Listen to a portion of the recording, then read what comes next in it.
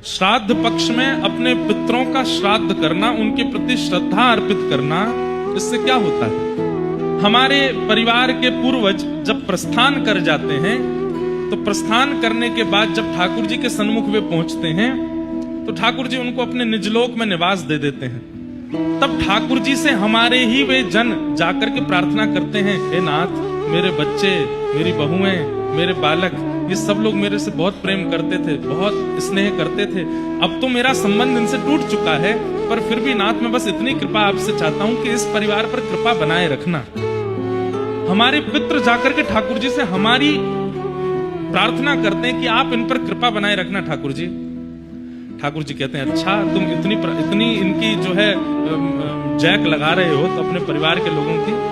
देखते हैं श्राद्ध पक्ष में तुम्हारा श्राद्ध ये लोग कैसे करेंगे। तो जब उसकी श्राद्ध तिथि आती है हमारे पितृ की, और उस दिन जब परिवारी जन कुछ भी विशेष नहीं करते और बिल्कुल अश्रद्धा पूर्वक करते हैं, तब ठाकुर जी मंद मंद मुस्का करके व्यंग कसते हैं, देखो तुम्हारे परिवार के लोग क्या कर रहे हैं, कुछ भी नहीं, श्राद्ध के नाम पर केवल खाना पूर्ति जैसी कर रहे हैं, और तुम इन्हीं की हमसे प्रार्थना कर रहे थे कि इन पर कृपा बनाए रखना, इन पर अच्छे रखना, इनको भला रखना। तब हमारे पितृ नाराज नहीं होते, दुखी हो जाते हैं। वे कहते हैं, ठाकुर जी अब तो हमें लगता है कि स्वार्थी थे ये लोग, इनके पास हम रहे, जब तक हम थे तब तक इनका काम था, अब हम आ गए तो अब इनको कोई श्राद्ध का इनके मन में भाव नहीं है, अब हमारा भी इनके प्रति कोई भाव नहीं है, आपको इनके कर्मानुसार जो गति देनी हो वो दीजिएगा, हमारा इसमें कोई योगदान नहीं। इसलिए श्राद्ध पक्ष में हमारे यहाँ आज्ञा की गई कि अपने पितरों का, पूर्वजों का स्मरण किया।